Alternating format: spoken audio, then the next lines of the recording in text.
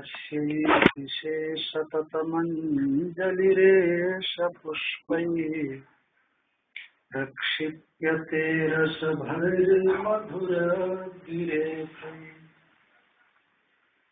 जागर्ति यत्र भगवान् गुरुचक्रवर्ती विश्वोदयप्रलयनाटकसूत्रधारः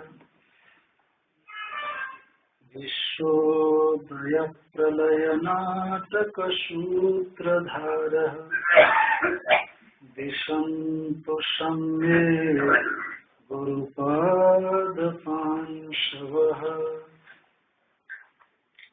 ओम शांति शांति शांति। बोलिए सच्चिदानंद भगवान की जय।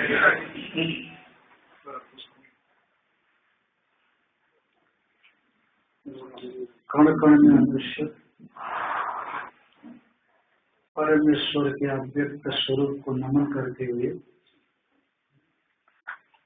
समुपस्थित श्रद्धा भक्तिमयी माता प्रेम जन परमेश्वर की कृपा से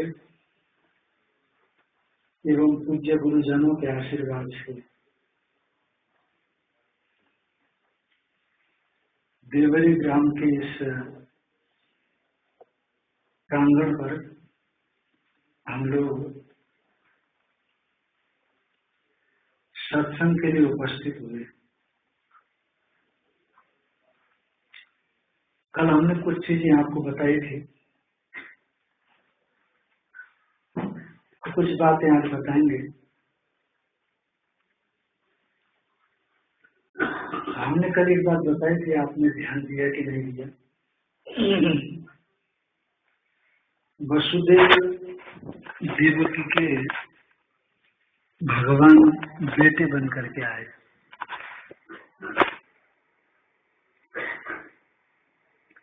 परंतु माता पिता के भीतर में ये भाव था कि भगवान संतान बन करके आए,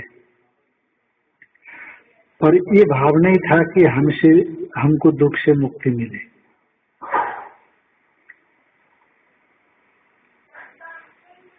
जैसे बहुधा क्या होता है, भगवान को आप जिस ढंग से भजते हैं, पूजन करते हैं, भगवान आपका प्रतिफलन उसी भाव से देता है। जैसे किसी पहाड़ी पर आप जाकर के बड़े जोर से चिल्लाते हैं, तो किसी की धीमी आवाज होगी, बारीक आवाज होगी, तो प्रतिध्वनि भी करीब करीब उसी तरह की आती है। और कोई शेर दहाड़ेगा तो प्रतिध्वनि भी उसी तरह की आती है। उसी तरह से भगवान को आप जिस भावना से पूजते हैं, वो उसका भावना का प्रतिफलन भगवान उसी रूप में देता है। क्योंकि दुख से छुटकारा पाने के लिए यदि आपने भगवान का भजन नहीं किया, संसार दुख, दुख का मतलब संसार दुख, भवरोग जिसको बोला जाता है, द्वंद्व, ये दो चीजें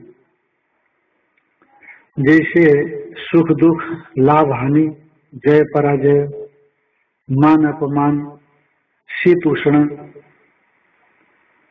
तो ये द्वंद्व ही संसार है। पर यदि इस द्वंद्व से मुक्ति पाने के लिए भगवान की आराधना नहीं की, तो जिस चीज के लिए आपने किया है, बस उतने चीज से भगवान आपको मुक्ति दिलाएगा।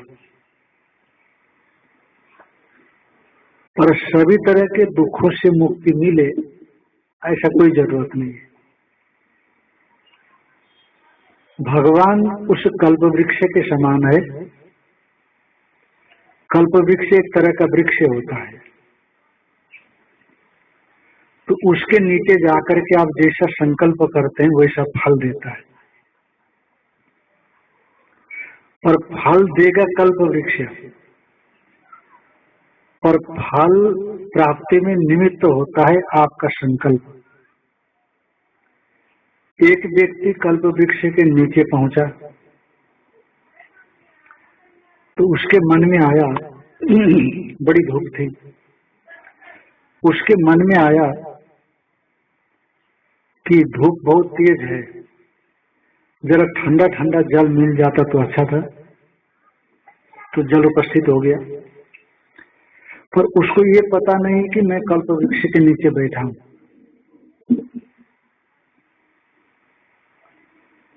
तो जैसे संकल्प के वैसे ही जल आया, तो सोचा छाया तो है यहाँ पर, तो यदि बिस्तर तख्त मिल जाता तो बिस्तर तख्त पर लेट जाता। तो खट से तख्त आ गया, बिस्तर भी आ गया, तो थोड़ा चमत्कार पैदा हो गया उसके मन में। वो कहीं दूर से आया था, पैदल चल करके आया था, तो थकान थी। सोचा पैरों में, शरीर में दर्द है, कोई मालिश करने वाला मिल जाता तो मालिश करने वाला आ गया। अब उसको पता नहीं कि कल्प वृक्ष के नीचे बैठ करके मैं संकल्प कर रहा हूं। तो उसने सोचा कि मेरे जितने भी संकल्प है पूरे हो रहे हैं। तो मन में संकल्प उठा, कहीं शेर आ गया तो शेर आ गया, और शेर को देखते भय तो पैदा हो जाएगा कि खा लेगा, तो शेर खा लिया। अब बताइए, इसमें दोष कल्प वृक्ष का है कि आपके संकल्प का है? किसका दोष है? सीधी बात है। तो इसमें दोष हमारे संकल्प का है, कल्प वृक्ष का नहीं। वसुदेव देवकी ने, या हम ही लोगों में से कोई भी हो, तो अनादि काल से इस संसार चक्र में भटक रहे हैं, सत्संग भी सुनते रहे, बड़े बड़े संत लोग, क्या पता हो न हो, अवतारों के उपदेशों को भी हमने सुना हो। जैसे मैंने कल थोड़ा सा संकेत किया था आपको कि आप बहुत पुराने हैं, आप लोग कर्मकांड करते होंगे, करते हैं। तो पंडित जी यहाँ बैठे हैं, तो आप ध्यान से सुनना, जब पंडित जी संकल्प बोलते हैं तो बहुत सी चीजें बोलते हैं संकल्प में। मैं अपनी जरूरत भर की चीजें आपको सुना रहा हूं। कहा, वैवस्वतो मन्वंतरे अष्टाविंशतितमे कलियुगे कलि प्रथम चरणे, ऐसा बोलते हैं। मैं बोलते हैं, आप नहीं भी पूछेंगे तब भी बोलते हैं, संकल्प में ये सब चीजें आ जाती हैं। तो उसका मतलब क्या होता है? उसका सब अर्थ है, केवल फॉर्मेलिटीज नहीं है, उसका सब अर्थ है।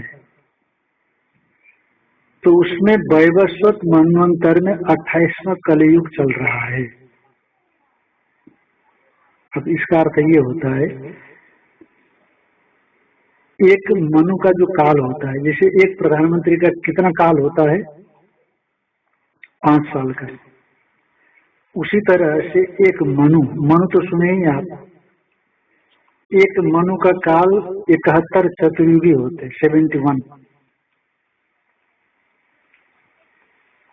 चतुर्युगी का मतलब सत्य, त्रेता, द्वापर, कली। जब ये चारों घूम लेते हैं तो एक चतुर्युगी माना जाता है। वैसे 71 चतुर्युगी जब घूम जाते हैं तब एक मनु का काल पूरा होता है। तो अभी वैवस्वत मनु का काल चल रहा है, उसमें से 28वां कलयुग। कौन सा कलयुग? 71 चतुर्युग का काल लेकर के जो मनु आएगा, तो वो मनु का मैंने बहुत अच्छी। तो 71 चतुर्युगी का काल लेकर के जो मनु आया, तो उस मनु का 28वां ये जो चतुर्युगी है, उसमें से 28वां कलयुग चल रहा है। और आप जरा पंचांग उठा करके देख लेना, ये कलयुग की उम्र कितनी हो गई है? कलेर गताब्दा ऐसे पंचांग की शुरुआत में लिखा रहता है। तो इसमें तकरीबन 5000 साल लिखा है। अब हम कहते देवरी वालों से कि मान लीजिए एक व्यक्ति की उम्र 70 से 80 साल के बीच की होगी, 75 साल के करीब होगी, तो आप हर बार ये 5000 साल में मनुष्य बनकर के पैदा हुए और मरे, तो कितनी बार पैदा हुए होंगे, कितनी बार मरे होंगे? 5000 जो साल है उसमें हमको 70 या 75 या 80 साल की उम्र मिली हो और हर बार हम आदमी बन करके ही पैदा, आदमी माने स्त्री पुरुष, पैदा हुए और मरे,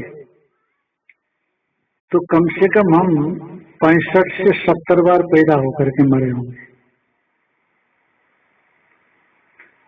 ये 28वां कलयुग, ये तो 5000 साल ही गुजरा है अभी।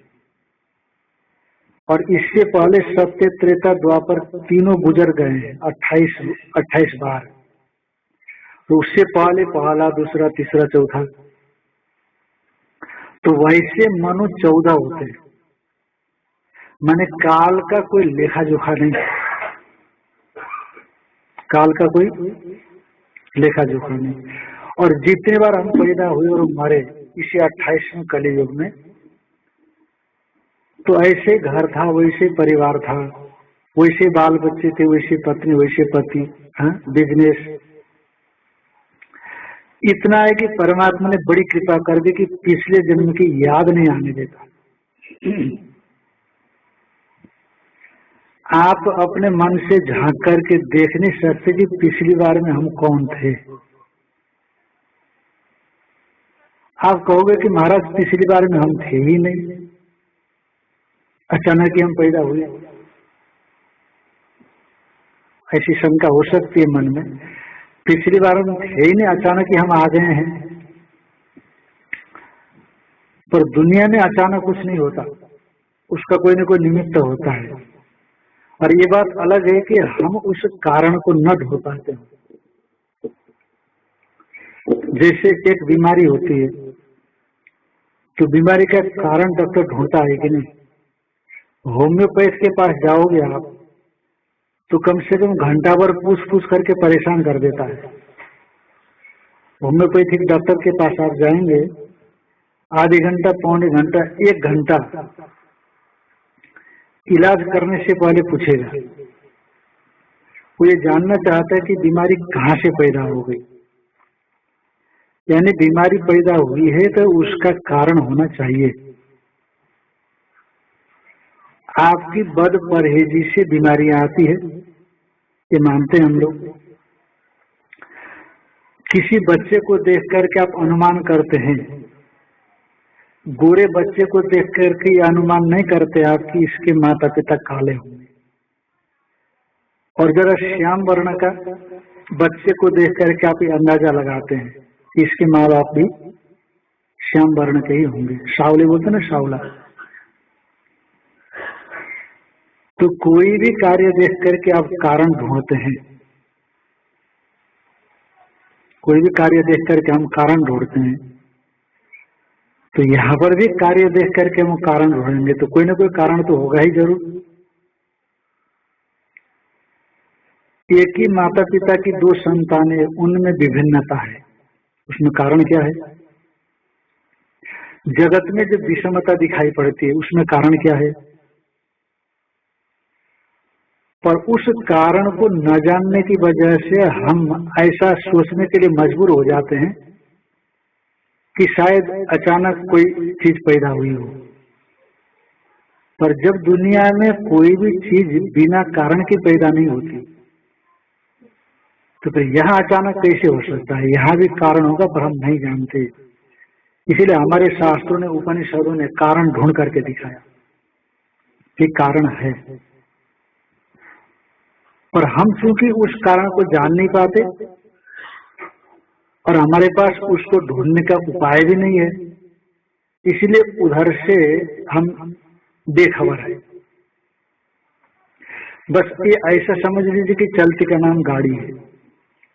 पर जैसे मैंने कल बताया आपको, श्रुति ने कहा श्रेय और प्रेय ये दो चीज मनुष्य के लक्ष्य होते हैं। और आप अपने अंदर टटोल करके देखेंगे तो ये दो लक्ष्य आप भी प्राप्त करते हैं। क्यों? क्योंकि आपका जो कुछ भी बर्ताव होता है उस बर्ताव के पीछे आप शांति चाहते हैं, आनंद चाहते हैं, और उसी के लिए जगत को आप इस्तेमाल करते हैं, जगत की प्राप्ति के लिए आप प्रयास करते हैं। जिस दिन हमको ये पता लग जावे,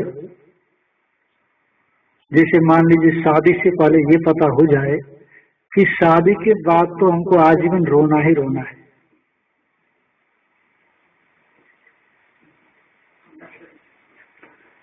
अब कितना रोना पड़ता है, कितना हंसना पड़ता है, तो आप लोग जान गए, आपके ऊपर छोड़ देते हम, क्योंकि हम लोग तो अनमैरिड लोग हैं, इसलिए हम नहीं जानते। पर यदि ये गारंटी हो जाए कि शादी के बाद रोना ही रोना है, और ये पता लग जावे कि बच्चे होने के बाद तो बाबा ही बनना पड़ेगा,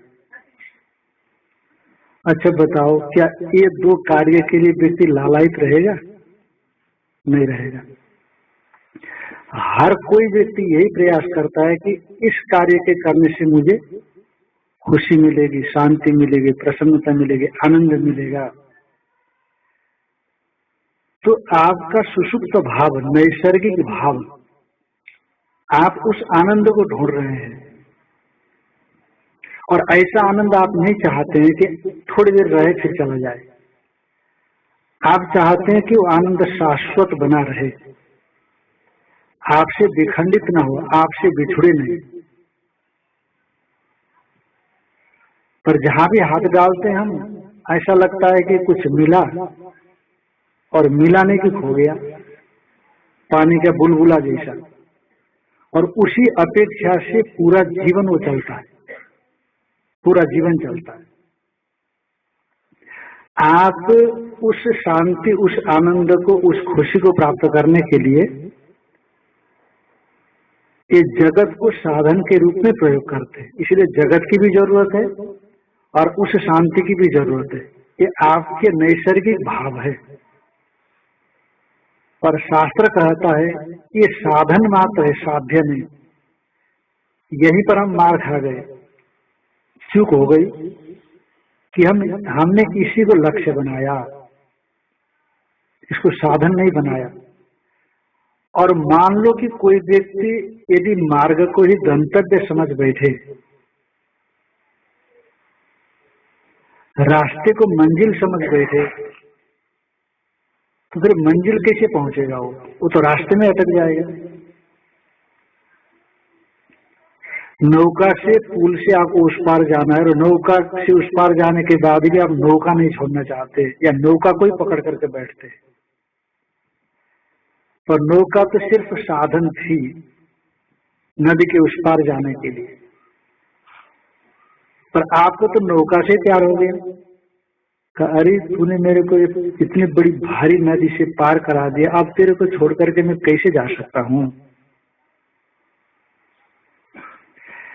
यदि कोई राहगीर ऐसा सोचे तो उसकी मूर्खता मानी जाएगी, है कि नहीं? इसीलिए हमारा शास्त्र जोड़ क्या देता है, इसको आप साधन बनाना, साध्य नहीं, लक्ष्य नहीं।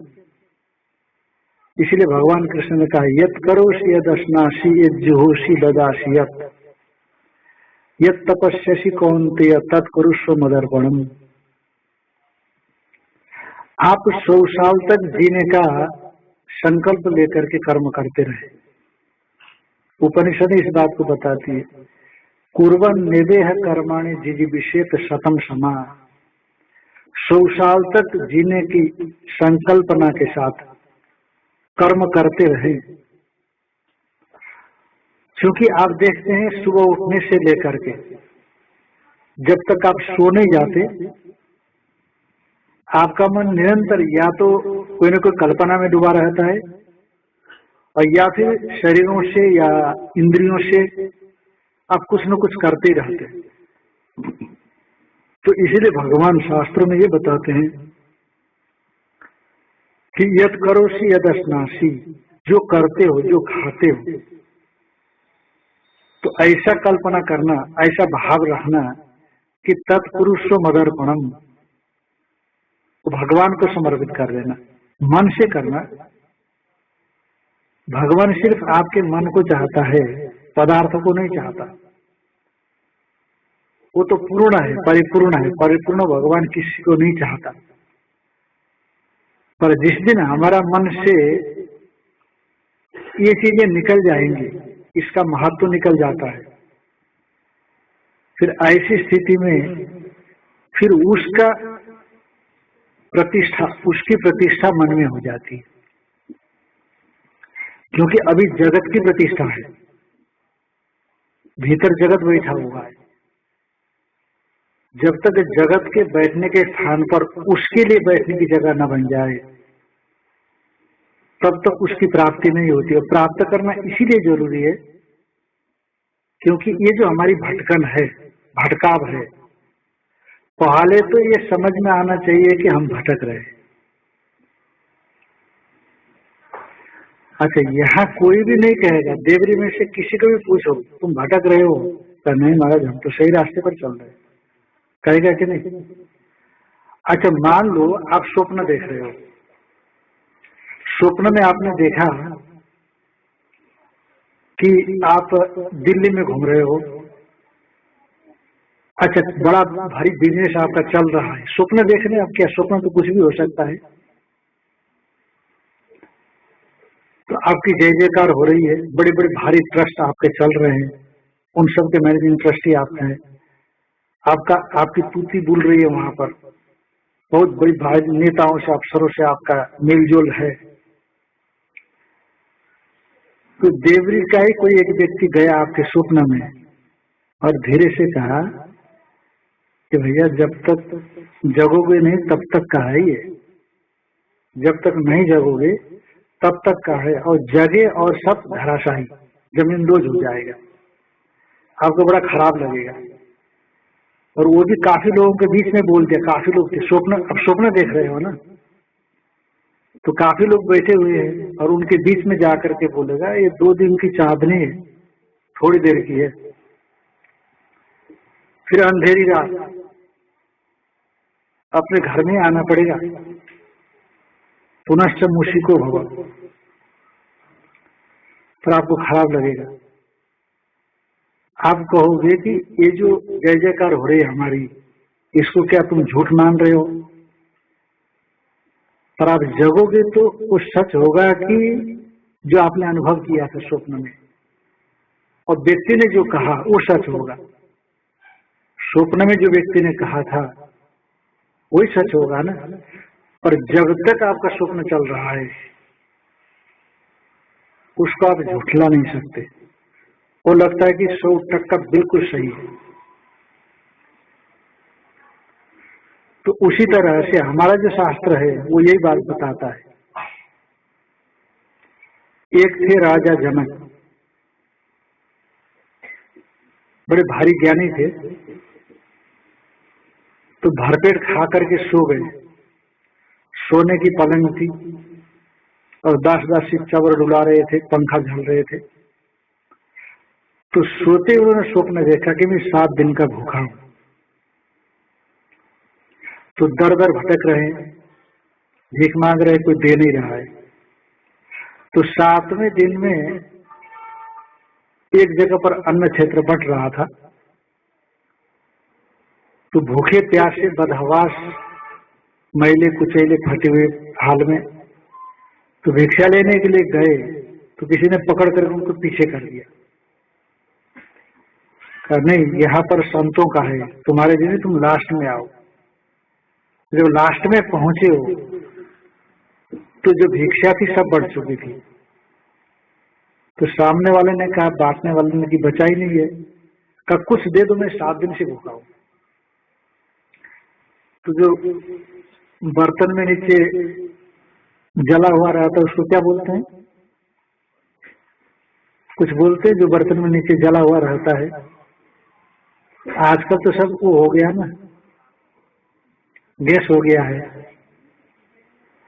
जलता है कि नहीं, नीचे जलता है कि नहीं, दाल जलती है, चावल जलता है, तो नीचे का जो काला काला होता है क्या बोलते हैं उसको? हे भगवान, आप लोग हिंदी भी भूल गए, खुरचन बोलते हैं उसको, खुरचन। हाँ, उसको हिंदी में खुरचन बोलते हैं। खुरच करके ले लो। हाँ, ये ठीक ठीक बताया मैंने, खुरच करके ले लो तो उसको खुरचन बोलते हैं। खुरच ना पड़े, वो खुरचन है।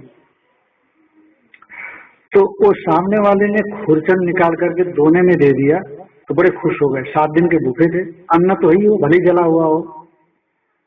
तो लेकर के बाहर आए, तब तक ऊपर से एक चील आ गई और झपट्टा मार करके उस दोने को छीन लिया। तो इतना बड़ा झटका लगा उनको, तो बड़े, उसने जैसे छीना वो ठोकर बज गई और धाम से नीचे गिरे, और गिरे तो जगे कहाँ, अपने बिस्तर पर। स्वप्न देख रहे थे ना, तो उनको लगा कि यह सत्य है कि वो सत्य है। स्वप्न में जो मैंने देखा, 7 दिन से भूखा प्यासा तड़प रहा था, वो जो खुरचन मिली उसको देख करके बड़ी खुशी हो गई। चील आ गई, ठोकर लगी, मैं धाम से गिरा, वो सत्य है। अथवा जो मैं वर्तमान में देख रहा हूँ जगने के बाद कि दास सिंह सब पंखा झल रहे हैं, सोने के पलंग पर लेटा हुआ हूँ, ये सत्य है। पेट भरा हुआ है, अभी तो घंटा भर भी नहीं हुआ खा करके सोए हुए, तो रात भर छटपटाते उनको निद्रा नहीं आई। ये सत्य है कि वो सत्य है? फिर अपने राज्यसभा में गए, राज्यसभा में, तो जो भी ऋषि महर्षि आता था उनको यही पूछते थे, यह सत्य है कि ये सत्य है? और न सिर न पूछ, उत्तर कहाँ से देगा कोई, किसी को पता ही नहीं है। तो अष्टावक्र आए, 8 जगह से टेढ़े थे, उनसे भी यही सवाल पूछा कि यह सत्य है कि वो सत्य है? अष्टावक्र समझ गए, उन्होंने कहा राजन, न तो यह सत्य है न वह सत्य है, इन दोनों को जो जान रहा है वो सत्य है। इन दोनों को जो जान रहा है वो सत्य है। तो वो जो जानने वाला है वो कौन है, आप ढूंढो। तो जैसे राजा जनक की हाल है वैसे हम सब की भी है। तो याज्ञवल्क्य ने कहा, न वह सत्य है जो आप स्वप्न में देख रहे थे, और जग करके जो अनुभव कर रहे हैं, न यह सत्य है। इसलिए इन दोनों को जो जान रहा है वो सत्य है। इसीलिए स्वप्न देखने वाले को, यदि आपके पास ये सामर्थ्य हो कि उसके स्वप्न में जाकर के देख सके कि क्या स्वप्न देख रहा है, और आपके पास बोलने की क्षमता आ जाए, समझाने की, आप समझाएं उसको कि जो देख रहे हो आप गलत है। अब आपने देखा स्वप्न में, जागृत में देखा, सब जगह पर आपका सम्मान है, सब लोग आपका जय जयकार करते हैं, पर स्वप्न में देखा कि पुलिस हथकड़ी पहना करके आपको उसी मोहल्ले से निकाल रही है जिस मोहल्ले में आपका सम्मान है। तो सिर झुका करके जा रहे हैं, सब लोग खड़े होकर के देख रहे हैं दोनों साइड से। तो बड़ा भगत बनता था, बड़ा सज्जन बनता था। देखो, कोई न कोई गड़बड़ी ना होती तो पुलिस हथकड़ी पहना करके कैसे ले जाती। मुख में राम राम, बगली में छुरा, ये जैसा दिखता था वैसा आपको बहुत बड़ा बुरा लगता है। सिर झुका करके जा रहे हैं, पर उसी बीच में कोई संत आए स्वप्न में, का चिंता नहीं करना, ये सब झूठ है, जैसे जग जाओगे वैसे खत्म हो जाएगा। और आपको लगता है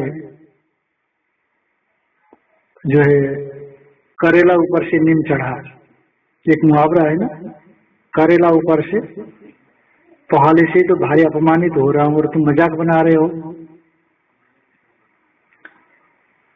पर जगेंगे आप तो महात्मा की बात सत्य होगी और आपका अनुभव झूठा होगा। पर जो उस समय आपका अनुभव था, उस समय कोई भी कहा दे आपको गलत है तो आपको गलत नहीं लगता। कहीं हो ना हो, ये भी ऐसा ही हो।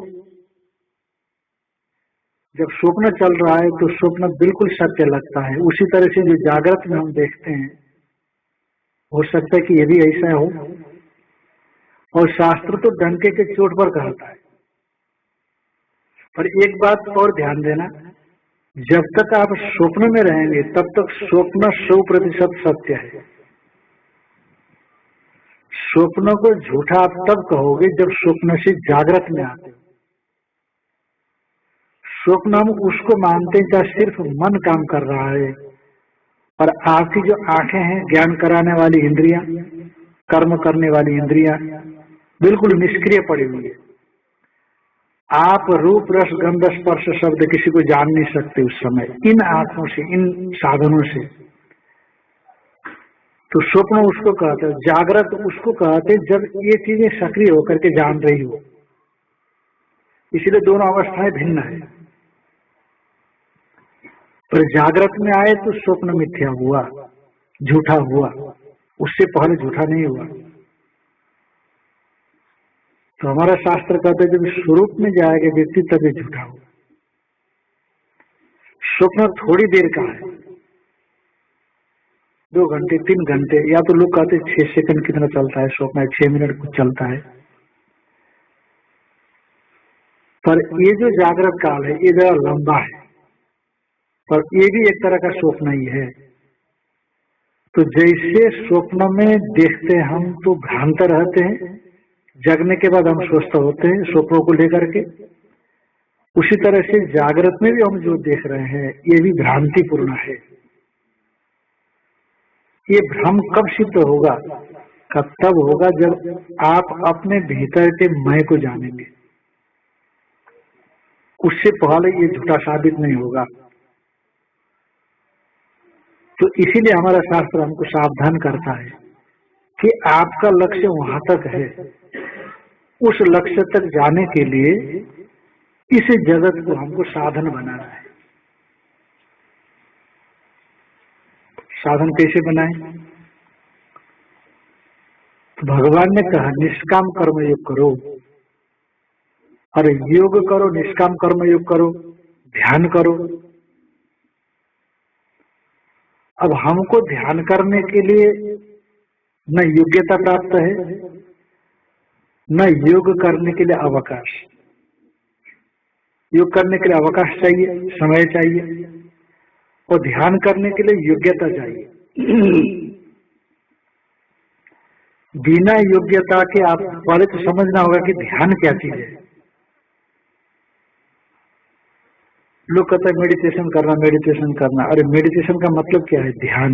हम लोग हिंदी में ध्यान बोलेंगे उसको।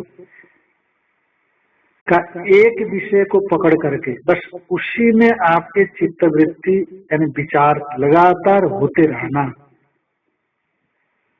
तो दूसरा कोई भी विचार का प्रवेश उसमें नहीं आना चाहिए। जैसे उदाहरण के लिए आप मान लीजिए कृष्ण का ध्यान कर रहे हैं, तो बीच में दुर्गा माता आ गई ध्यान करते करते, वह आइए माँ आइए, आपकी बड़ी कृपा है। और फिर बीच में शिव जी आए, बम भोले डमरू साफ सपेरा, तो बड़ी कृपा है। आज तो दुर्गा माता भी गई, शिव जी भी आ गए। फिर थोड़ी देर के बाद देखा तो लड्डू गोपाल आ गए। नहीं, ये ध्यान है। ध्यान में विक्षेप है। ये जिसका आप ध्यान करें लगातार उसी में आपका विचार बना रहे। एक पक्षी होता है कठफोड़वा, जानते होंगे? कठफोड़वा जानते? जैसे जैसे जब उसको छेद करने के लिए चोंच मारता है तो ठक ठक ठक ठक ठक ठक ठक ऐसा करता है। वो आवाज तो धीमी हो जाती है, पर आवाज में विभिन्नता नहीं होती। आवाज धीमी होती है पर आवाज में भिन्नता नहीं होती है। तो उसी तरह से लगातार आपके चित्त की धारा, जैसे आप तेल डालते हैं कढ़ाई में, तो सरसों का तेल थोड़ा गाढ़ा होता है, और ये दूसरे तेल होते थोड़ा सा पतले होते हैं, पानी की तरह। पानी के धारा का उदाहरण नहीं मिलता हमारे शास्त्र में। तैल धारावत अविच्छिन्न प्रवाह। जिसमें शहद यूं गिराते हैं तो कैसी धारा चलती है, शहद की धारा, तो बीच में टूटती नहीं जब तक आप तोड़ते नहीं। उसी तरह से किसी एक विषय को आपके मन ने पकड़ा है तो लगातार बस उसी पर ध्यान रखता है और दूसरा कोई भी विचार का प्रवेश उसमें नहीं आता, तो इसको ध्यान कहते हैं। तो कितना कठोर है ये, कितना कठिन है, विचार करके देखो आप। पूरा मन पर आपका नियंत्रण होना चाहिए, पूरा मन पर कंट्रोल होना चाहिए, तभी आप ध्यान कर सकते हो। अन्यथा आप बैठ करके समय खराब कर सकते हो, ध्यान नहीं होगा। और योग करना है, आसन ठीक है, आसन तक, परंतु जब तक आप प्राणायाम में नहीं जाओगे तब तक योग भी नहीं होता। और खान पान को सुधारे बिना प्राणायाम में नहीं जा सकते। इसलिए जो है ना, अनुलोम विलोम क्या बोलते हैं, अनुलोम विलोम, छोड़ना लेना, छोड़ना लेना, छोड़ना लेना। तो ये सामान्य नाड़ी शोधन के लिए प्राणायाम है, पर सच्चे अर्थ में प्राणायाम है कुंभक। जब प्राण लेकर के आप रोकते हैं, उसकी भी मात्रा होती है 2 4 8, 2 से ले लिया, 4 से छोड़ा और 8 से रोका।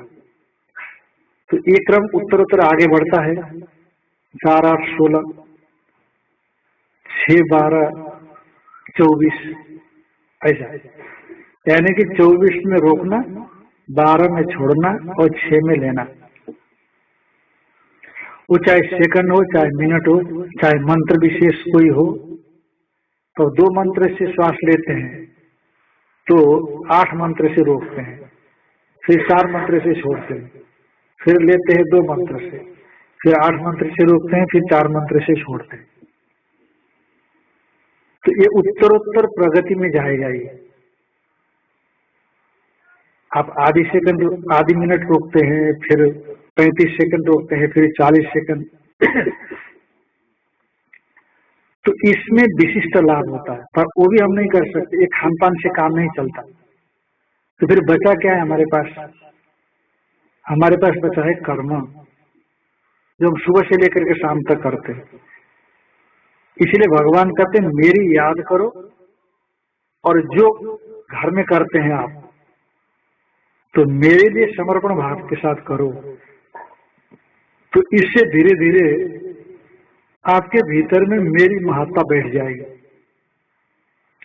पहले तो हमें ये सोचना होगा कि भगवान की हमें क्यों जरूरत है, ईश्वर की हमें क्यों आवश्यकता है। आप, जैसे मैंने कल भी बताया कि आप भले ही सूरज को माने या न माने, पर सूरज के बिना आपका काम नहीं चलता, और सूरज के बिना आपका काम नहीं चलता। कृतज्ञता के लिए सूरज को भले आप कुछ भी ना करिए, पूजन ना करिए, पर उसके बिना काम नहीं चलेगा। उसी तरह से परमेश्वर के बिना आपका काम नहीं चलेगा। परमेश्वर को आप माने या नहीं माने, आप कहोगे कैसे परमेश्वर के बिना हमारा काम चल रहा है। का परमेश्वर वही जो आपके भीतर का मैं बन करके बैठा है। हम लोग क्योंकि उस परमेश्वर के स्वरूप को चिंतन के माध्यम से जान नहीं पाते हैं, इसीलिए भगवान अनेक रूप धारण करके हमारे सामने में आता है, लीला पुरुष बन करके। इसलिए कभी राम बन करके आता है, कभी कृष्ण बन करके आता है, कभी विष्णु बन करके आता है। पर वही हमको ये बताता है कि अपने भीतर का जो मैं है, उस मैं को तुम समझो। अब गीता इत्यादि में देखो ना, भागवत, श्रीमद् भागवत में भगवान की इतने लीला चरित्रों का वर्णन किया, और श्रीमद् भगवत गीता में जाकर के भगवान उपदेश करते हुए कहते हैं कि तुम जानो कि सभी के भीतर में मैं ही बैठा हूं। इसलिए शास्त्र का मूल उद्देश्य हम लोगों के जो कमजोरी है, उस कमजोरी को पहचान करके धीरे धीरे धीरे परमेश्वर का जो वास्तविक स्वरूप है वहीं तक पहुंचाना है। इसीलिए शास्त्र व्यक्ति के स्तर को देख करके साधन बताता है। अब कहीं बिल्कुल निष्काम भावना से कर्म करने को ही बताएगा। फिर जब कर्म कर सकता है व्यक्ति, कर चुका है, तो कहते कर्म छोड़ दो, बस बहुत हो गया। आरुरुक्षो मुनिर्योगम कर्म कारण मुच्यते। आप चित्त को एकाग्र करने के लिए प्रयास कर रहे हो, भगवान को ध्यान करने के लिए आप प्रयासरत हो, परंतु मनीराम है कि भटकता रहता है। पूजा में लग सकता है मन, क्योंकि पूजा में कभी फूल चढ़ाना है, कभी धूप उठाना है, कभी दीप लगाना है, कभी कुछ करना है, क्योंकि स्थूल काम है। जैसे आप रोटी दाल पानी करते हैं, खेतों में काम करते हैं, तो मन लग जाता है। पूजा में भी मन लग जाएगा, तो स्थूल प्रक्रिया है ना ये। पर वहीं से थोड़ा हट करके आप जप करने के लिए प्रयास करो, तो अब मन नहीं लगता, क्योंकि आपको मन को कंसंट्रेट करना पड़ता है उसमें, जप में। और आप जप कर रहे हो और मन अपने हिसाब से घूम रहा हो, फिर जप नहीं हो रहा है। हाथ में माला फिर रही है और मन दुनिया भर के चिंतन में लगा हुआ है, तो लोग तो कहेंगे कि हाँ आप जप कर रहे हो, पर यथार्थ जप करना इसको नहीं मानता शास्त्र। आप यदि मंत्र का जाप कर रहे हो तो आपका मन भी वहीं होना चाहिए, मन वहां से बाहर नहीं होना चाहिए। तो यदि आपका जप करते हुए मन जप में नहीं रहता या उस मंत्र के देवता में नहीं रहता, मंत्र का अर्थ मंत्र का देवता होता है, यदि वहां नहीं रहता है तो फिर जप को थोड़ा सा कम करें। तो क्या करें? सेवा में मन को लगाएं। तो सेवा करने हम कहाँ जाएं? यदि आपके पास गौशाला है तो गौशाला में जाकर के सेवा करें। यदि आपके पास बुजुर्ग लोग हैं, बुजुर्ग लोगों की सेवा करें। यदि आपके यहाँ पर गरीबों की आप सेवा कर सकते तो गरीबों की सेवा करें, पर किस भावना के साथ? एक समर्पण भावना के साथ, सेवा की भावना के साथ। मेरा कर्तव्य है इसीलिए मैं कर रहा हूं, बस इतना ही। जरा भी स्वार्थ की गंध उसमें नहीं आनी चाहिए। जो प्रतिफल की अपेक्षा होती है ना, मैंने कुछ किया है तो आप भी मुझे कुछ करिए, इसको स्वार्थ बोला जाता है। पर यदि इस ढंग से आप करते हैं तो फिर वो बिजनेस ही एक तरह का, कुछ लो और कुछ दो, लो और दो। पर शास्त्र ऐसा नहीं मानता। शास्त्र कहता है कि आप इस ढंग से करो कि उसमें कोई प्रतिफलन की अपेक्षा ही न रहे, वापसी की कोई भाव ही न रहे। अब ये आप घर में भी कर सकते हैं, घर से बाहर भी कर सकते हैं। और आप ये समझ लो, आप ना भी समझो तब ये वास्तविकता है कि परमेश्वर हर जगह पर है और हर व्यक्ति के भीतर में है। और यदि उस परमेश्वर की भावना के साथ उस सब की सेवा कर सके आप, तो धीरे धीरे परमेश्वर का भाव आपके भीतर में बढ़ेगा। तो उसी का फल समय पाकर के फिर यहां से मन ऊपर उठेगा। जैसे जिस बच्चे ने 10वीं पास कर ली है, तो न स्कूल वाले उसको 10 में रखेंगे, 10वीं में रखेंगे, न आप रखना चाहेंगे, न बच्चा स्वयं रहना चाहेगा, क्योंकि 10वीं पास करके 11वीं की योग्यता उसने अर्जित कर ली है। उसी तरह से ईमानदारी के साथ जब वो निष्काम भावना से कर्म करता है, ईश्वर समर्पण के साथ, तो कर्म की भावनाओं से व्यक्ति ऊपर उठ जाता है। देखो, भगवान ने गीता में कर्म करने के लिए कहा, यत करोषि यदश्नासि यद जुहोषि ददासि यत करोषि, जो कुछ भी करते हो आप, कहने कोई अच्छा होता तभी भगवान को समर्पण करते हैं, बुरा होगा तो कैसे करें। कहने जो भी आपके स्वभाव से संपादित हुआ, भगवान ये जरूर कहेगा कि जो आपने अच्छा किया वो समर्पित करो, पर भगवान ने ये भी कहा यत करो सी, जो करते हो आप वो भी भगवान को समर्पित करो। अच्छा तो करना ठीक है, पर खराब कैसे करें। कहने आपके स्वभाव से भी हो गया तो समर्पित कर दो। हम जब घरों में थे तो एक पिक्चर देखा था हमने, चम्बल के डाकुओं का। तो पिक्चर का नाम हमको याद नहीं है, 35-40 साल पहले की बात है। तो वो डाकू लोग बिहार में रहते हैं और घोड़े में चढ़ करके ट्रेन जाते हैं, ट्रेन लूटते हैं, लोगों को लूटते हैं। पर वो काली जो जीव निकाली हुई भगवती की रहती है ना मूर्ति काली, तो उनकी मूर्ति को स्थापित किया है उन्होंने अपने बिहार में कहीं भीतर में। तो वो डकैती डालने से जाने से पहले उसकी पूरी पूजा करके जाते हैं और डालेंगे डकैती, लोगों को लूटेंगे। क्या पता उस लूट में जो डिस्टर्ब करेगा, रोकेगा, उसको मार भी देते हैं, बंदूक साथ में है। पर फिर भी पूजा भगवती की करके जाते। मैं लोगों से एक बात बोलता हूँ कि आप झूठ बोलते रहो और आप ठगी करते रहो, है ना, पर आप सत्संग नहीं छोड़ना, भगवान की आराधना नहीं छोड़ना, पूजा करना नहीं छोड़ना। आप कहोगे कि महाराज हम ठगी भी करते हैं, झूठ भी बोलते हैं, दूसरों को पीड़ा भी पहुंचाते हैं, सताते भी हैं, समाज में ऐसे लोग होते हैं। तो जीवन जब हमारा ऐसा है तो फिर मंदिर में जाने से क्या फायदा, सत्संग सुनने से क्या फायदा, जो जीवन में उसको अमल में नहीं लाना है, उसको आत्मसात नहीं करना है। तो फिर ये चीज सब क्या है, ढोंग जैसा है, ढकोसला जैसा। तो हम कहते कि नहीं आप ये भी करते हो तो करते रहो, पर हमारा आशय करते रहो से नहीं है, पर आप भगवान से जुड़े रहो, ये करने के बावजूद भी जुड़े रहो, सत्संग के साथ जुड़े रहो।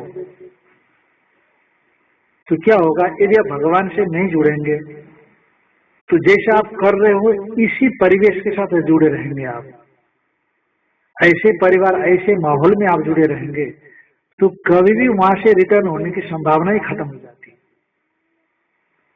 पर सत्संग के साथ जुड़े आप और भगवान के साथ आप जुड़े और सद्भाव के साथ जुड़े जहां तक संभव हो, तो कहने की वो सत्संग की कोई बात आपके दिमाग को चोर कर जाएगी, दिमाग के तार झंकृत हो जाएंगे कि मैं किस दिशा में जा रहा हूं, क्या यही हमारा जीवन है,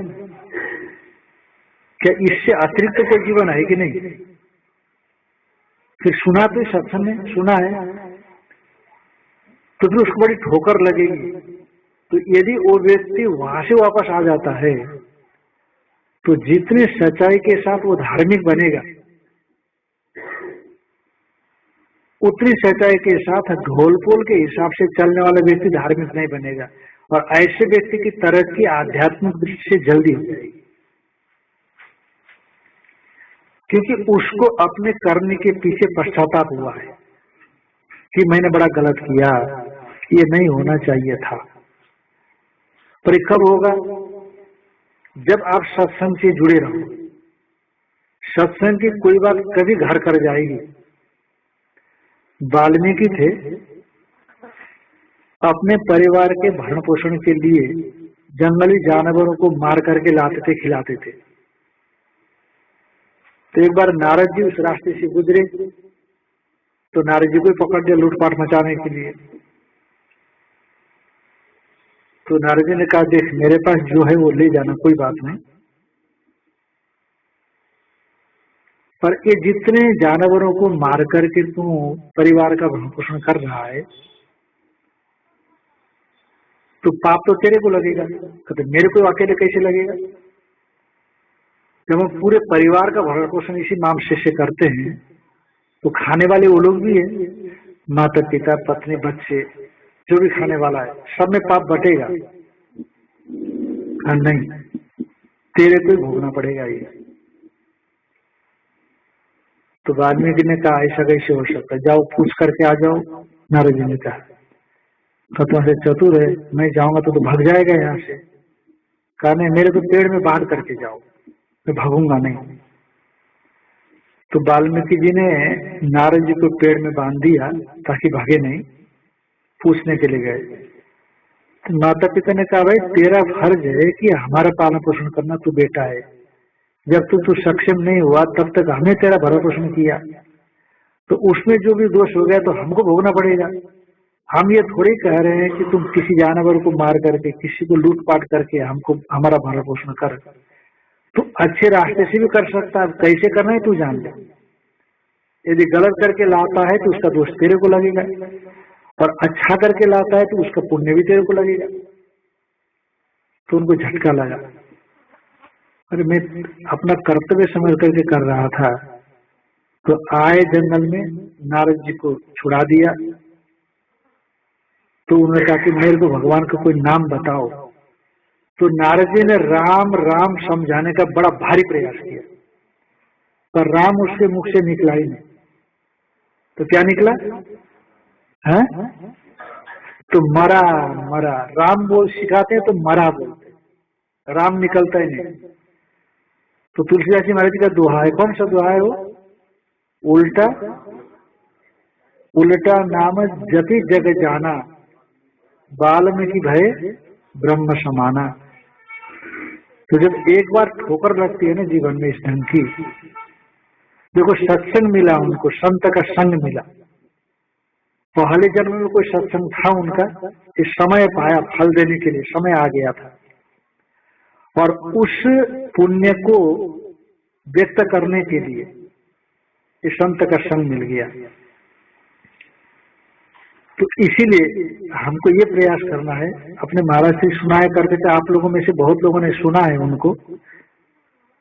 तो ये मुझे लगता है 2000 से पहले आते थे, 2000 से पहले इधर आते थे।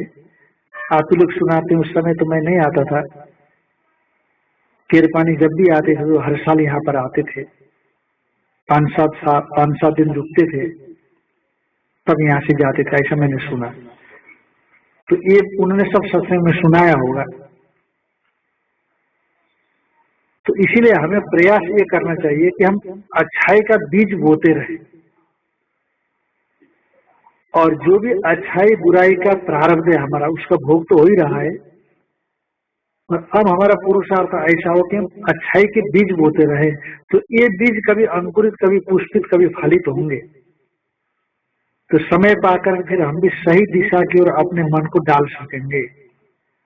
और आप अपने मन को टटोल करके देख लेना, अपना अपना टटोल करके देख लेना मन को, कि मन कैसा है, कितने बड़ा कृपालु है वो। देखो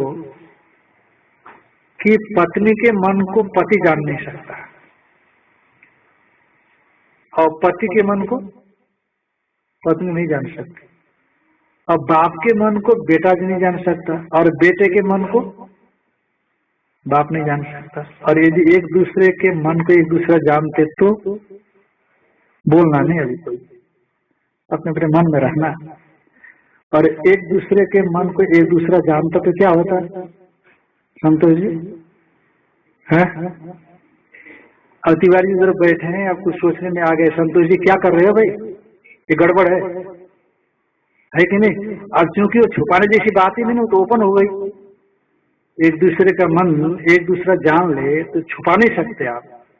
पर वो वाहे गुरु की इतनी बड़ी कृपा है कि कोई एक दूसरे के मन को नहीं जान सकता।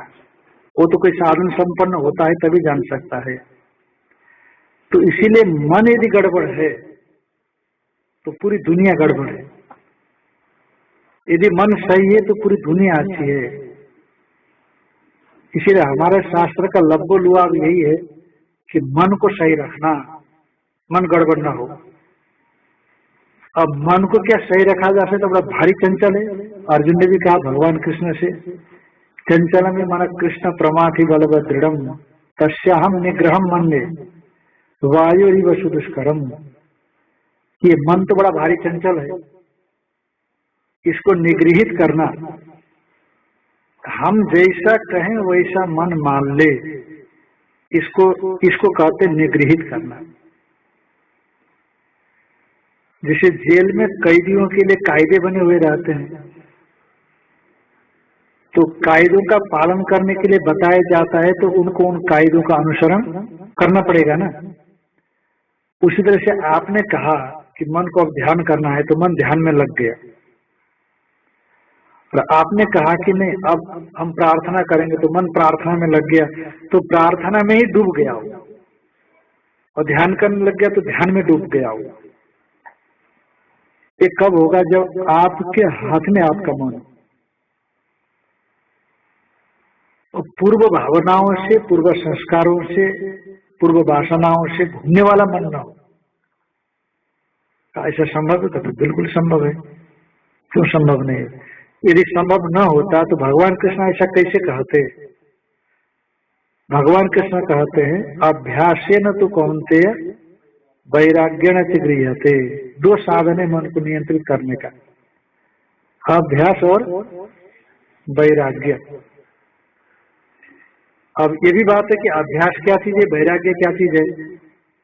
वैराग्य तो आप रहने दीजिए, वैराग्य की बात अलग है, पर अभ्यास की बात बताते कि अभ्यास क्या चीज है।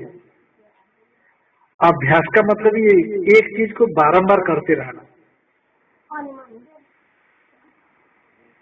जैसे क्रिकेट खिलाड़ियों का अखबारों में आता है ना कि खूब अभ्यास किया, अखबारों में आता खूब अभ्यास किया, खूब पसीना बहाया।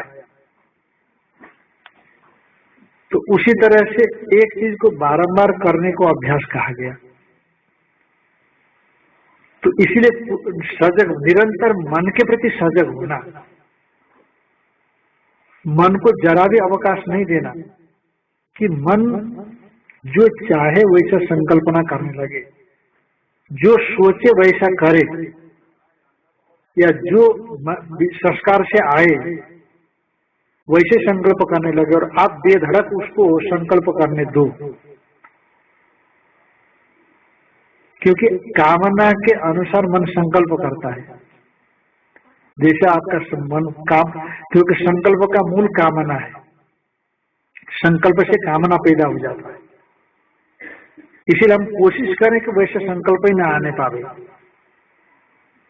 पर जैसे आप बच्चा यदि चंचल हो तो कितना सावधान रहते हैं। बच्चा चंचल होता है तो भारी सावधानी से बच्चे को आप नियंत्रित करके पालते हैं। उसी तरह से मन भी एक बच्चे के समान है। तो निरंतर मन पर जो सजग होता है तो मन को धीरे धीरे नियंत्रित करता है। एक राजा था, तो राजा ने अपनी राजकुमारी को ब्याहने के लिए एक शर्त रखी कि इस बकरी का पेट जो भरेगा उसको मैं अपनी कन्या का ब्याह कर दूंगा। ये कौन सी बड़ी बात है, वो शर्त तो छोटी सी लग रही है। खूब खिलाओ पिलाओ तो बकरी का पेट भर जाएगा, तो राजकुमारी हमारी हो जाएगी। तो बहुत से लोग आए तो बकरे को खूब खिलाए, और राजा को पता था कि बकरी का पसंदीदा घास कौन सी है। तो बकरी को खूब खिला करके जब राजा के पास ले जाते तो राजा पसंदीदा घास सामने कर देता और बकरी उसको चर जाती, तो का पेट भरा नहीं। तो ऐसा करके बहुत से राजकुमारों को वापस कर दिया उसने। तो एक गडरिये को पता लगा, गडरिया जानते हैं क्या होता है वो? हाँ, ये बकरी भेड़ चलाने वाले। तो उन्होंने कहा अच्छा ऐसी बात है क्या? तो एक दिन राजा के पास आया तो कहा कि महाराज मैं बकरी को भरपेट खिला सकता हूँ, अब मैं जब खिला करके लाऊंगा तो बकरी आगे कुछ नहीं खाएगी।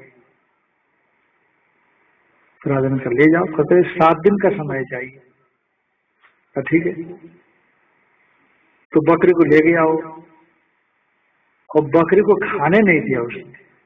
जैसे घास पर मुंह मारेगी तो ये बांस की सोटी तो होती है ना, बांस का पतला पतला, बड़ा जोर से लगता है, तो मारो तो जोर से लगता है।